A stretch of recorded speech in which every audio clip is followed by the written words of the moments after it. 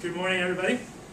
So this is my portfolio presentation. I've affectionately dubbed it a poetic odyssey from student to teacher, and unsurprisingly, I opted to use Prezi, since I am apparently the Prezi guy. So,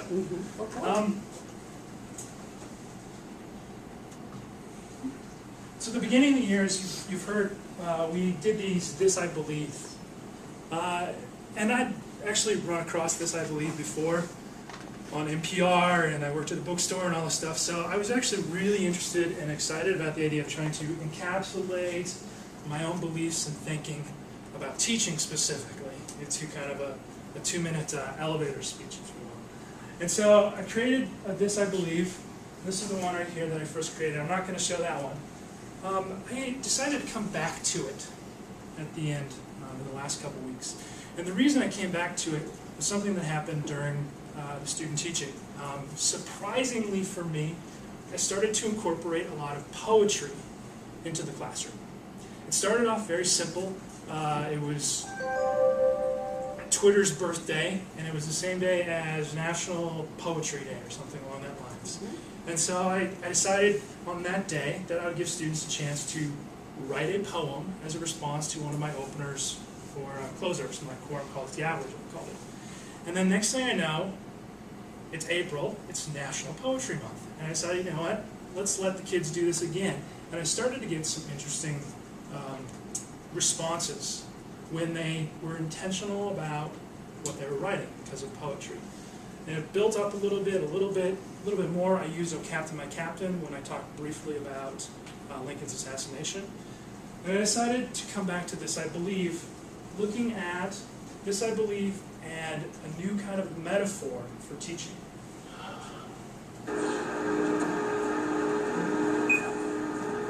I believe in poetry.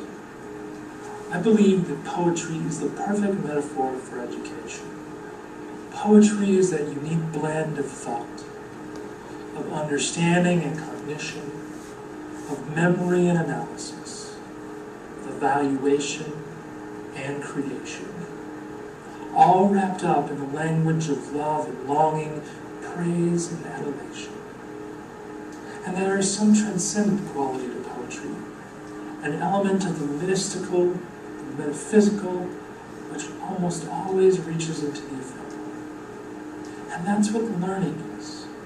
Learning is elusive. It is always just out of sight. We may understand the word and cadence, the meter and rhyme. We may grasp the form and function and still miss crucial details. We may look at something and grasp it immediately, or read it, study it carefully, turning phrase and metaphor, symbol and simile over and over until we understand the eternal truth behind it all, the eternal meaning which we create ourselves. Or perhaps we fake it. And there are so many ways to learn and teach as there are forms and functions. For pith and for wit we may turn, spring to haiku, that simplest poem.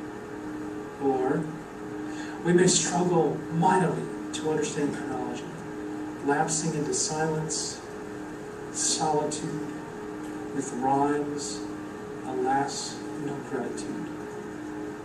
So I sing out psalms and odes to those teachers of yore, the poets who taught with great passion.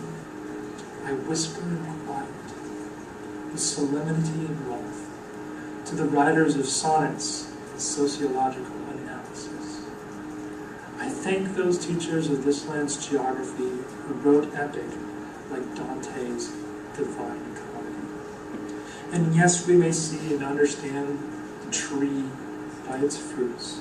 We may know that students have learned. We may grasp how they went from A to Z, from anthropology to zoology. And yet, learning remains hidden, obscured, beyond the veil.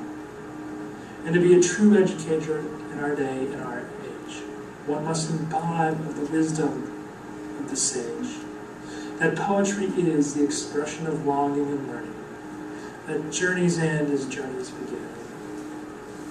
Yes, it is perhaps paradox. Oh, indeed, it is absurd. But poetry is a metaphor for teaching and learning.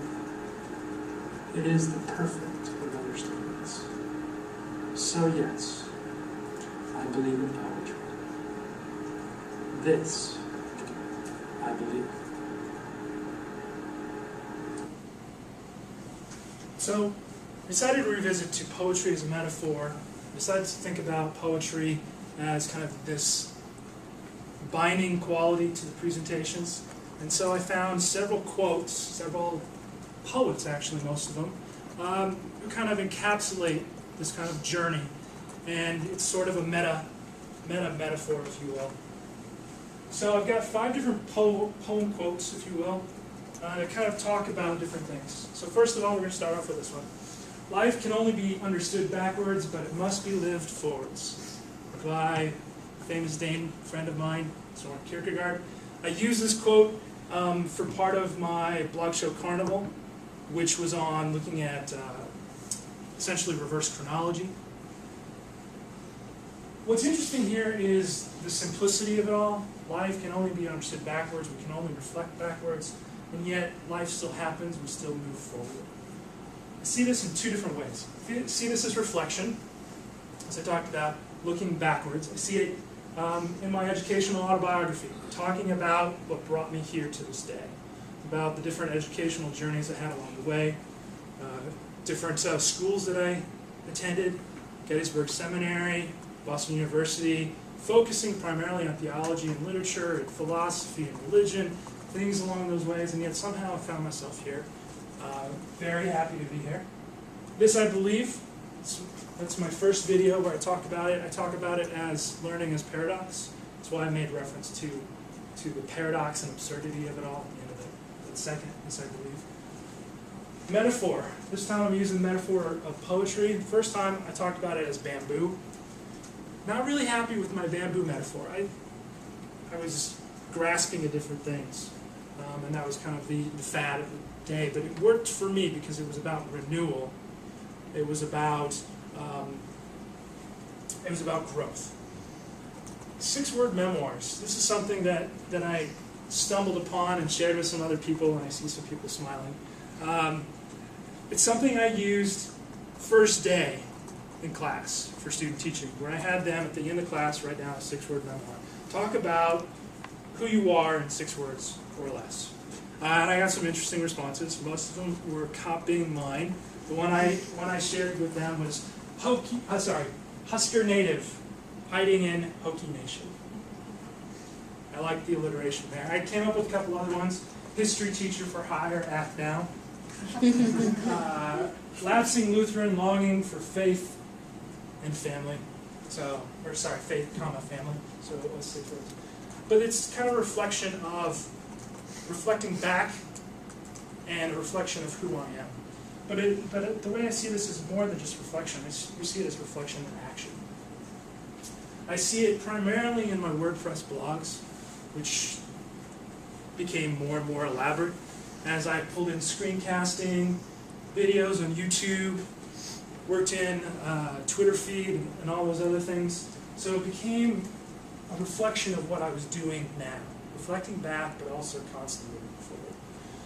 Also Twitter, which Jenny mentioned earlier, something that I kind of wasn't expecting that I would be involved in, and yet it became a very important part of my daily life, actually.